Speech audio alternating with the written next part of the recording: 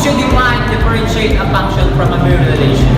All functions are relations, but not all relations are functions. But what is a function exactly? A function is a relation with one domain, the input, which corresponds to only one range. Now that we are done with the introduction, let us now move on to evaluating function. The input is related to only one value in the range by some rules. We will provide an example so we could further show you the difference of function from mere relations.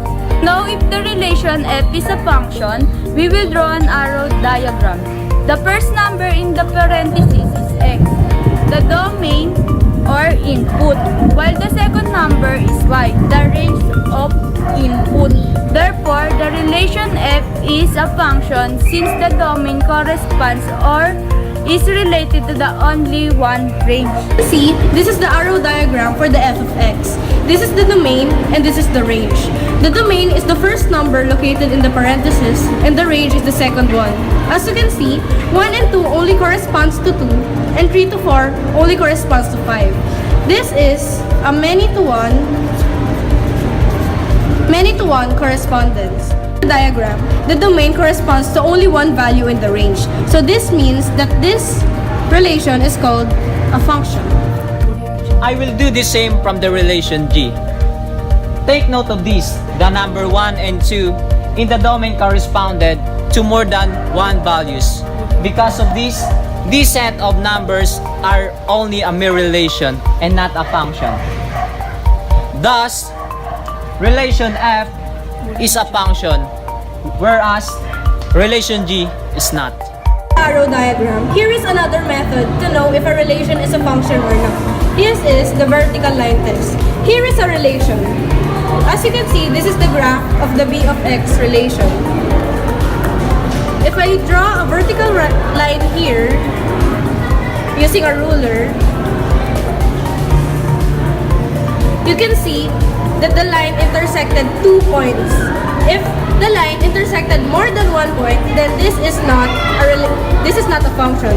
This is a mere relation. But here is another relation, the a of x.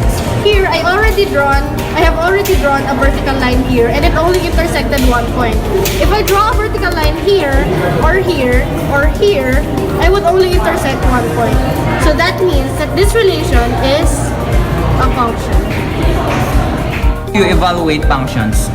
Here is a function, assuming that the given is f of x is equals to 2x plus 1, let x be 1.5. We need to substitute 1.5 to the x. It will gonna be 2 times 1.5 plus 1. 2 times 1.5 is equals to 3 plus 1, and the final answer is 4. Here, I'm gonna teach you the basic operations of functions, and we are gonna start with addition.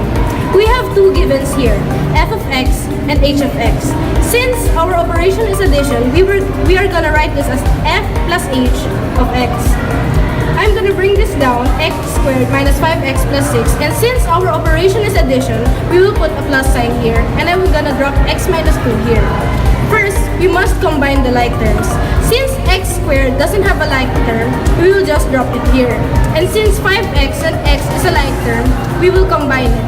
Negative 5x plus x is equals to negative 4x. And since 6 and 2 are both constants, we are gonna combine it.